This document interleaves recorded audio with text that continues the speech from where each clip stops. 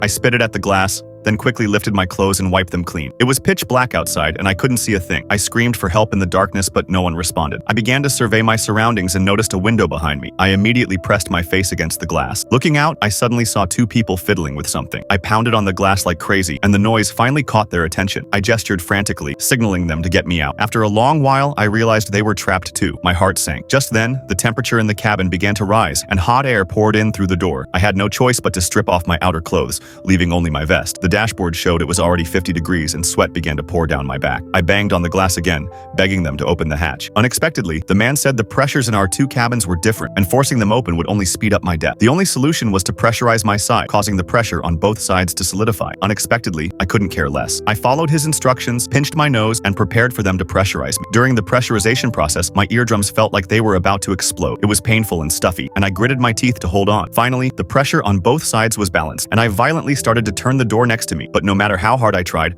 I couldn't turn it. Next, I picked up a nearby wooden stick and began to hit the door with precise blows again and again. Finally, the door loosened. After opening the door, I removed the iron plate securing it. With the help of the two men, I finally climbed into their pressure chamber. I thought I was finally saved, but the man said there was a fire outside and all the circuits were burned out, so there was no way I could send a survival signal. I was desperate. The air was flooding me once again. The three of us had no choice but to lie down to save our energy. I thought of the woman waiting for me at my child's house, and I immediately made up my mind. After the two men fell asleep, I quietly picked up my only pair of glasses, checked to make sure they were still full, and carefully placed them on the ground. I carefully picked up the steel plate again and prepared to lock the door. I didn't dare make any noise for fear of waking them, but the sound of the woman's door still gave me away. The man saw the oxygen tank on the ground and immediately guessed what I was going to do. He suddenly took action and had his companions use explosives to tie me to the leg straps. I desperately begged him, but he ignored me. Suddenly, there was a noise outside.